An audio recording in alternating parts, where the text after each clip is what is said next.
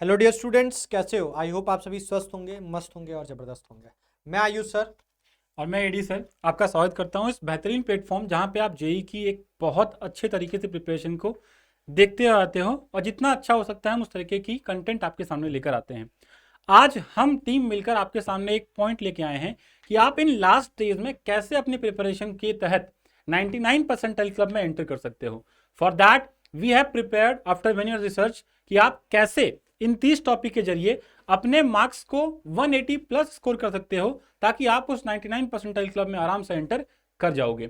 सबसे पहले हम स्टार्ट करते हैं मैथमेटिक्स के साथ। आप देख सकते हो मैथ्स के अंदर मैं आपको 10 ऐसे चैप्टर्स दूंगा, 10 ऐसे सेक्शंस दूंगा जहां से आप डेफिनेटली 15 प्लस क्वेश्चंस को मैथ्स में अटेम्प्ट कर सकते हो। भले ही मैथमेटिक्स आज उस लेवल पे नहीं आ पा रहा है जिस लेवल पे आप एक्सपेक्ट करते हो जेई मेंस लेवल पे आने के लिए, डेफिनेटली पेपर थोड़ा ऊपर आ रहा है, बट आप इन टॉपिक्स पे अगर एक बेसिक कमांड रखते हो तो भरोसा मान लो आप मैथमेटिक्स में एक अच्छे परसेंटाइल में आराम से एंट्री कर जाते हो। भले आप मैथ्स में 15 क्वेश्चन नहीं भी कर पाते हो ना, अगर पेपर टफ भी आता है तो आप 10 से 12 क्वेश्चन करने के बावजूद अदर सब्जेक्ट से कंपेयर करें तो 10 से 12 क्वेश्चन करते ही आप 99 परसेंटाइल क्लब में एंटर कर जाओगे। तो लेट्स सी दोस टॉपिक्स मैं आपके सामने लिखते आता हूं और आप होपफुली इससे कनेक्ट कर पाओगे कि हाँ ये टॉपिक्स तो यहाँ से क्वेश्चन आते हैं। ठीक है ना। सबसे पहले मैं स्टार्ट करता हूं मैथ्स वाले पोर्शन में। तो आप देखेंगे सबसे पहले मेरे सामने कौन सा आएगा। तो सबसे पहले टॉपिक जो हम लेने वाले हैं वो है, हम स्टार्ट पता है कहां से करने वाले हैं बेटा? कैलकुलस से। कैलकुलस से ज्यादा स्कोरिंग कुछ नहीं है आपके सामने। 10 से 12 क्वेश्चन कंटेन करती है ये पूरे सेक्शन और आपके सामने यहां से क्वेश्चन अच्छे खासे फंसते हैं। 10 से 12 क्वेश्चन कम से कम मान लो यहां से आपके फंसने वाले हैं पेपर के अंदर, और सारे इंटरलिंक टॉपिक होते हैं बेटा। तो पहले हम बात करेंगे डिफरेंशियल कैलकुलस की। ठीक है ना। तो आपको यहां से फंक्शंस का बेसिक कवर कर लेना है। मैं फंक्शन को अपने लिए नहीं मान रहा हूं कि फंक्शन से क्वेश्चन कर ही लोगे आप, लेकिन फंक्शन के बाद जो चैप्टर उसका नाम है लिमिट है, यहां से आप कंफर्म क्वेश्चन करने वाले हो। इसके बाद टॉपिक है कंटिन्यूटी एंड डिफरेंशियबिलिटी, इसी के अंदर एलसीडी बोलते हैं इसको अपन। आप यहां से 2 से 3 क्वेश्चन पक्का एक्सपेक्ट करोगे अपने पेपर के अंदर। अगर आपको फंक्शन आता है और आपको लिमिट्स का बेसिक आता है तो डेफिनेटली आप इसमें अच्छा स्कोर कर जाओगे। सेकेंड टॉपिक जो हम लेने वाले हैं इसके बाद वो है MoD, method of differentiation and उसका एप्लीकेशन, एप्लीकेशन ऑफ डेरिवेटिव। आप यहां से अगेन 2 से 3 क्वेश्चन एक्सपेक्ट कर सकते हो पेपर के अंदर। देखो सिंपली क्या करने वाले हैं यहाँ पे, यहाँ हमने क्या किया, हमने एमओडी और एओडी को एक साथ कंबाइन कर लिया और आपने देखा इसके अंदर हमारे पास 2 से 3 क्वेश्चन कम से कम आने वाले हैं। So these are the sections जहां से आप कंफर्म श्योर शॉट स्कोर कर सकते हो अगर आपने इस पे कमांड कर लिया तो। ठीक है। Moving ahead to our integral part. देखो इंडिफिनिट वाले पार्ट में आपको अगर एक बेसिक ज्ञान है, इंडिफिनिट वाले पार्ट में अगर आपको एक बेसिक ज्ञान है, इन दैट केस आप डेफिनिट वाले पार्ट पे बहुत अच्छा काम कर सकते हो। इंडिफिनिट में बस अपने को फॉर्म्स याद करने पड़ते हैं, बट जनरली क्या होता है बच्चों को एक फोबिया होता है इंडिफिनिट वाले पोर्शन में। बट अगर आपके पास फंक्शन का ज्ञान है, इंडिफिनिट का बेसिक ज्ञान है, तो आप भरोसा मान लो डेफिनिट आराम से कर लोगे। और अगर आपको डेफिनिट आ गया ना बेटा तो इसके अंदर इसका application, area under curve, application of integral, बड़ा आसान टॉपिक है। आपको थोड़ा सा बस कर्व ट्रेसिंग आना चाहिए। आजकल जो जी में क्वेश्चन भी आ रहे हैं यहाँ से ना, बहुत टफ नहीं आ रहे, थोड़े लेंदी हो सकते हैं बट टफ नहीं है ना। तो इनके मिला के अगेन आप 2 से 3 क्वेश्चन अपने लिए ग्रैब कर सकते हो। Last one is differential equation, एक क्वेश्चन श्योर शॉर्ट टॉपिक है, कंफर्म क्वेश्चन आएगा यहां से और बनने वाला क्वेश्चन आएगा, ये मेरी गारंटी है आपको। तो इस सेक्शन को आप पहले कवर करेंगे तो यहां से आप लगभग 8 से 10 क्वेश्चन के करीब पहुंच जाएंगे एटलीस्ट। बोल रहा हूं मैं आप ना, आराम से कर सकते हो यहां से आप, और सारे इंटरलिंक्ड है तो डेफिनेटली कर सकते हो। इसके बाद आप अगर अलजेब्रा के सेक्शन में आते हो ना बच्चे, तो देखो अलजेब्रा में आप बेसिक मैथ्स पढ़ के आते हो बट उतना अच्छा आपका ग्रिप नहीं होता उसके ऊपर। बट लॉगरिथम हो गया, इनसे एक क्वेश्चन आता है और बेसिक मैथ्स को कवर करना बहुत टफ नहीं है, बट चलो लेंदी थोड़ा सा हो जाता है तो मैं उसको छोड़ रहा हूँ। बट मैं आपके सामने पता है क्या रख रहा हूँ, आपके सामने रख रहा हूँ क्वाड्रेटिक इक्वेशन, आसान सेक्शन, कवरेबल सेक्शन, कंफर्म क्वेश्चन आएगा आपका यहाँ से एक सवाल। दूसरा क्वाड्रेटिक के बाद अगर बात करता हूं मैं तो बाइनोमियल थ्योरम, कंफर्म क्वेश्चन, आपसे बनना ही बनना है इससे क्वेश्चन, कोई दिक्कत आपको आएगी ही नहीं, एक क्वेश्चन यहां से मान लो। तीसरा मैट्रिसेस एंड डिटर्मिनेंट्स, 2 से 3 क्वेश्चन यहां से रहेगा बच्चे और ये आपको अच्छे से कवर करके जाना है। बहुत अच्छा फोड़ के आओगे आप यहाँ पे, क्योंकि डिटर्मिनेंट कुछ खास है नहीं, क्रैमर्स रूल पढ़ के जाना है, प्रॉपर्टी पढ़ के जानी, खत्म काम। मैट्रिक्स के अंदर एक क्वेश्चन फंसाता है आपको, वो है नंबर ऑफ मैट्रिक्स वाला, थोड़ा कमांड करोगे ना वो अच्छा चल जाएगा आपका, है ना। एंड इसके बाद यहाँ आप छोड़ दो और कुछ, कोई दिक्कत नहीं है। चाहो तो सीक्वेंस सीरीज कवर कर लेना, चाहो तो ये आपके लिए ऑप्शनल है अगर कर पाओ तो। अदरवाइज इसके बाद वेक्टर एंड 3D छोड़ ही नहीं सकते अपन, है ना। इसको आपको कवर करना ही करना है एनी हाउ, क्योंकि यहाँ से पिछले बार 4 से 5 क्वेश्चन आए थे एक सेट में, तो आप इसको स्किप नहीं कर सकते। हो सकता है जेई सेम गेम इस बार खेल जाए, तो आप लगभग यहाँ से 3 से 4 क्वेश्चन एक्सपेक्ट कर सकते हो पेपर के अंदर। And finally JMOT, JEE mains oriented topic, मतलब मैथमेटिकल रीजनिंग हो गया आपके सामने, इसमें स्टैटिस्टिक्स हो गया, और फाइनली हाइट एंड डिस्टेंस हो गया, या पीएमआई हो गया। ये सारे बस नाम मात्र के टॉपिक हैं, इनमें जान नहीं है बिल्कुल भी, एक एक दिन में खत्म करोगे पता है इनको आप, और यहां से आप 2 से 3 क्वेश्चन बेटा एक्सपेक्ट कर सकते हो। तो आई थिंक आप देख रहे हो कितना कम कवरेज किया हमने मैथमेटिक्स का, बट आप एक बहुत डिसेंट से 99 परसेंटाइल क्लब में बनने के हकदार बन जाओगे इन प्रिपरेशन के साथ, है ना। तो आपका बहुत कम टाइम लेते हुए मैंने मैथ्स के बारे में बता दिया है। नेक्स्ट अप टू फिजिक्स, ठीक है। इसके बाद हम फिजिक्स देखते हैं कि फिजिक्स में अमूल सर आपके सामने आएंगे एंड फटाफट से बताएंगे कि आप फिजिक्स में कैसे इस स्कोर को पा सकते हो। Next up to Amul sir. Hello बच्चों, तो जैसे मैथमेटिक्स में सर ने समझा दिया है, काफ़ी सारे चैप्टर्स इसमें बता दिए हैं और बहुत सारे क्वेश्चंस जहाँ से भी आ सकते हैं। तो फिजिक्स में भी हम लोग कुछ ऐसे ही डिस्कशन करते हैं। जैसे फिजिक्स में अगर हम लोग बात करें तो फिजिक्स में स्पेशली जो 12th के चैप्टर्स हैं, 12th के चैप्टर्स काफ़ी ईजी भी होते हैं और वहाँ से क्वेश्चंस आते ही आते हैं। ज़्यादातर टाइम एक्चुअली हम लोग ड्यूरिंग प्रिपरेशन क्या करते हैं, 11th की फिजिक्स में लगे रहते हैं, है ना। और काफ़ी सारा टाइम, लगभग 70% ऑफ टाइम हम लोग 11th की फिजिक्स में इन्वेस्ट कर चुके होते हैं, और वहाँ से जब कोई अच्छा क्वेश्चन आता है तो जनरली हमसे बनता भी नहीं है। तो कोशिश ये करें कि 11th के पार्ट को एक तरह से स्किप कर दें, या फिर बहुत बेसिक पढ़ के, क्योंकि उसके एप्लीकेशंस भी आगे आते ही आते हैं, तो बहुत बेसिक से 11th को पढ़ लिया जाए। उसके बाद सीधे हम लोग 12th पे आते हैं। 12th में देखिए, जैसे पहला चैप्टर आता है इलेक्ट्रोस्टैटिक्स। तो इलेक्ट्रोस्टैटिक्स एक बहुत बड़ा चैप्टर है जिसमें से 1 या 2 सवाल आना है। तो इलेक्ट्रोस्टैटिक्स पे भी बहुत ज़्यादा टाइम नहीं देना है, लेकिन जो डेफिनेशन से रिलेटेड चीज़ें हैं वो आपको वहाँ पर तैयार रहनी चाहिए। उसके जैसे ही आप आगे बढ़ते हैं तो पहला चैप्टर आ जाता है कैपेसिटर। पहला चैप्टर आ जाता है कैपेसिटर। कैपेसिटर के बाद अगर हम लोग देखें, दूसरा चैप्टर है करंट इलेक्ट्रिसिटी। ये सब ऐसे चैप्टर्स हैं जिनसे कि सवाल आते ही आते हैं, और कितने आ जाएंगे इसकी कोई गारंटी नहीं, 2-2, 3-3 भी आ सकते हैं। जैसे कैपेसिटर पे 2 से 3 क्वेश्चन आ सकता है, करंट इलेक्ट्रिसिटी में 2 से 3 क्वेश्चन। इसमें इंस्ट्रूमेंट्स भी आ जाते हैं, ऐसे मीटर ब्रिज हो गया, पोटेंशियोमीटर हो गया, इन पे भी सवाल बनते हैं, सर्किट पे सवाल बनते हैं, और बहुत आसान आसान सेल्स के कॉम्बिनेशन पे बनते हैं, पावर पे बनते हैं, है ना। बहुत आसान सा चैप्टर है। इसके बाद आप थोड़ा सा आगे बढ़ जाइए, मैग्नेटिज्म में आ जाइए। जैसे हम लोग मैग्नेटिज्म में आते हैं तो यहाँ पे बहुत सारे चैप्टर्स अपने आप छोटे छोटे चैप्टर्स बन जाते हैं, जैसे moving charge in a magnetic field, current carrying conductor, current carrying coil या लूप, है ना। इन सब पे सवाल बनते हैं। तो यहाँ पर भी 3 to 4 क्वेश्चंस आप इसमें भी लेके चल सकते हैं सिर्फ मैग्नेटिज्म से। इसके बाद अगर हम लोग इस थोड़ा सा और आगे बढ़ जाएं, ईएमआई और एसी, ईएमआई, एसी, और इसके बाद ईएम वेव्स। ईएम वेव्स तो आप ये समझ लीजिए कि 1 से 2 घंटे का टॉपिक है ना, 1 और 2 आवर का ही ये टॉपिक है। आपको इससे ज़्यादा टाइम भी इस पर नहीं देना है, और इतनी देर में एक क्वेश्चन तो इसका फिक्स है, एक क्वेश्चन तो इससे आता ही आता है। इसके बाद आप देखिए, ईएमआई से कम 1 क्वेश्चन या 2 क्वेश्चन हो सकता है, और एसी से भी 1 से 2 क्वेश्चन हो सकते हैं। तो ये इन सबको मिला लिया जाए तो यहाँ पर भी 2 to 3 एटलीस्ट, है ना, हो सकता है इससे ज़्यादा भी क्वेश्चन आ जाए। यहाँ तक आने के बाद अब ये 12th के जो भी लिमिटेड चैप्टर्स हम लोगों ने इसमें कंसिडर किए। इसके बाद फिर अगर हम लोग ऑप्टिक्स की बात करें 12th में, तो ऑप्टिक्स वापस से रे ऑप्टिक्स एक बहुत बड़ा चैप्टर हो जाता है।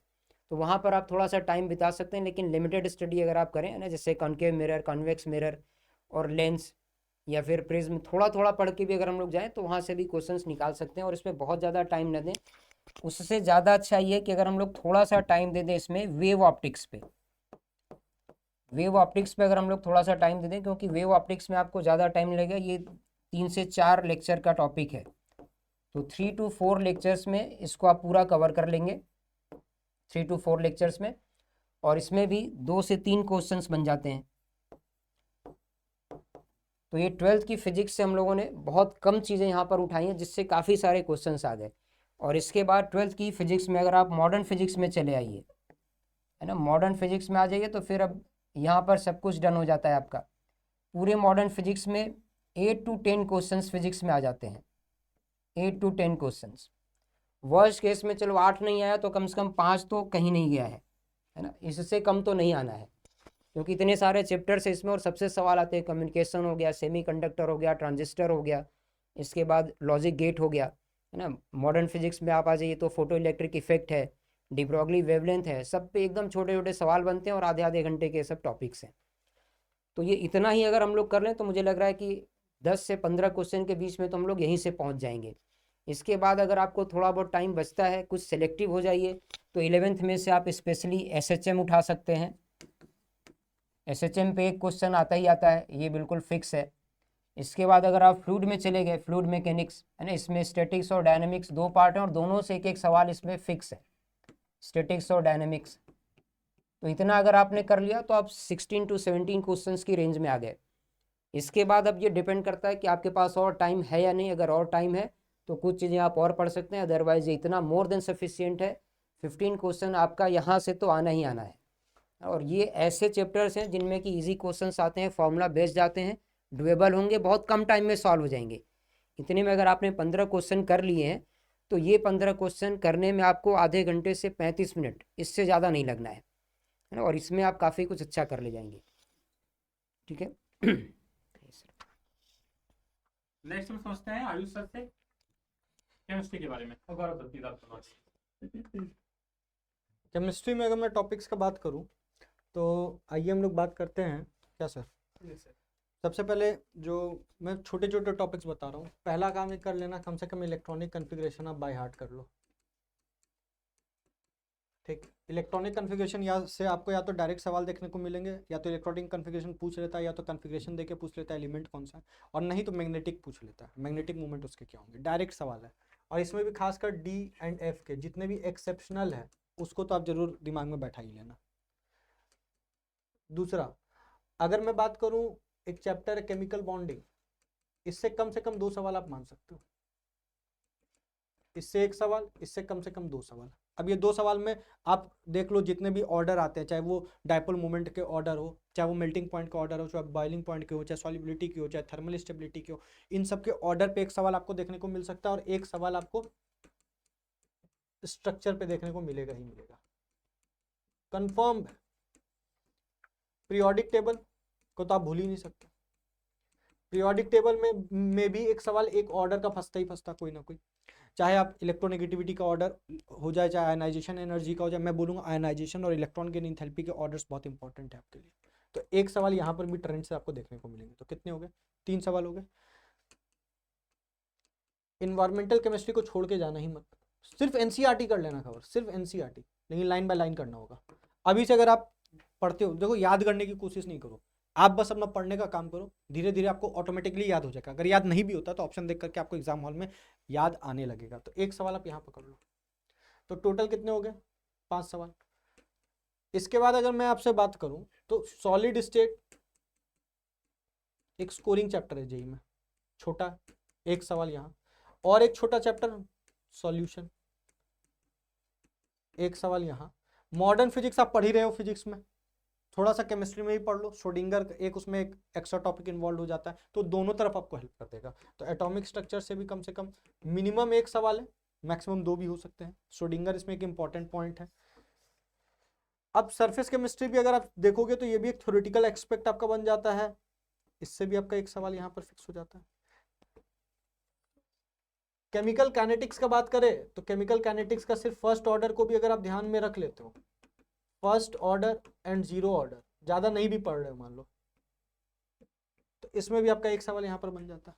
तो इतना बहुत है। एक और बता देता हूँ, कोऑर्डिनेशन कंपाउंड, इसको मत छोड़ करके जाना। इसमें भी वही स्ट्रक्चर से रिलेटेड सवाल पूछे जाएंगे, या फिर आईयूपीएससी से होगा नोमेनक्लेचर, और या फिर आपका आइसोमेरिज्म। इसमें भी 1 से 2 सवाल आपके बन जाते हैं कम से कम। तो आप देख लो, इतने सारे टॉपिक्स आपको मैंने बता दिया है, सब छोटे छोटे, अब चाहो तो आसानी से कवर कर सकते हो।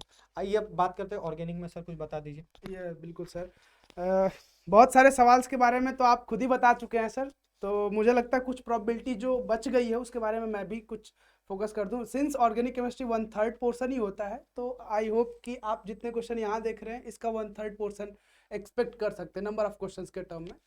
तो इन जनरल ऑर्गेनिक केमिस्ट्री लगभग 8 से 9 क्वेश्चन आ रहा है आजकल मतलब रिसेंट ईयर में। तो हम लोग यहाँ पे देखते हैं क्या प्रोपोर्शन रह रहा है। तो सबसे पहला और नेसेसरी टॉपिक है जनरल ऑर्गेनिक केमिस्ट्री। इसमें कई सारे टॉपिक्स होते हैं, जैसे स्टेबिलिटी ऑफ चार्जेस, ठीक, stability of charges, acidic strength, basic strength, bond angle, ये सारे किसी भी क्वेश्चन किसी भी तरीके से किसी लैंग्वेज में आ सकते हैं क्वेश्चन। छोटे छोटे टॉपिक्स बिल्कुल, मतलब अगर तुम रिवीजन करने चाहोगे तो ये आधा पेज में हो जाएगा। Heat of hydrogenation, heat of combustion, aromaticity, ऐसे सवाल जरूर आने हैं। तो जनरल ऑर्गेनिक केमिस्ट्री में आई होप कि 2 से 3 सवाल कहीं नहीं गया है, ठीक है। फिर उसके बाद कुछ छोटे चैप्टर्स जैसे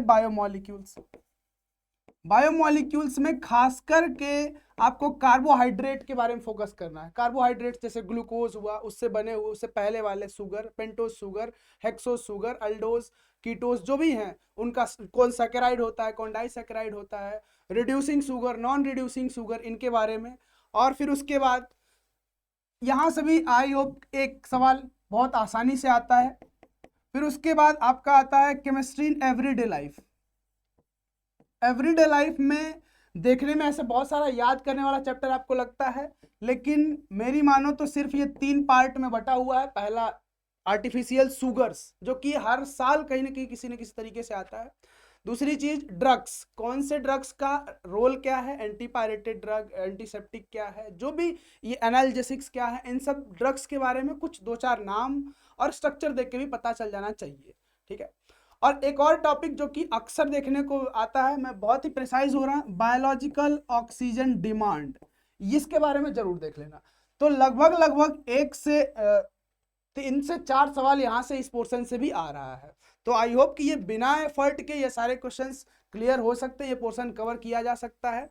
और बाकी चीजें तो आप लोग देख ही सकते हैं, है ना सर? बिल्कुल sir, thank you so much sir. देखिए मेनली क्या है कि आपको जो टॉपिक्स यहाँ बताए गए हैं, जैसे आपने ऑर्गेनिक केमिस्ट्री में ये देखा, सिमिलरली आपने इनऑर्गेनिक फिजिकल में ये टॉपिक्स देखे। एक बार आप चाहो तो इसका स्क्रीनशॉट दे दो फटाफट तरीके से, है ना। और सिमिलरली आपने पीछे देखा फिजिक्स के अंदर, तो फिजिक्स में आपने ये टॉपिक्स देखे थे जो आपको सर ने सिखाए। इसके पहले आपने मैथ्स में देखा था, तो मैथ्स में अपन ने इनको देखा था। तो इनके द्वारा आप आराम से 99 परसेंटाइल क्लब में एंटर कर सकते हो बेझिझक बेटा। आप बस अपने मेहनत पे फोकस करो, बाकी रैंकर्स की टीम हमेशा आपके साथ खड़ी है किसी भी स्टेज पे। और आप इस टाइम पे अगर हमारे साथ जुड़े हुए नहीं हो तो हमारे टेलीग्राम चैनल्स पे कनेक्ट हो जाओ, वहाँ पर्सनल मेंटरिंग चल रही है भाई, फ्री ऑफ कॉस्ट। इससे अच्छा नहीं मिलता कुछ भी आपको। तो please connect with us as soon as possible and इस पे कमांड कर लो, तो definitely you will be the next 99 percentile. Thank you so much, bye bye, take care, keep studying.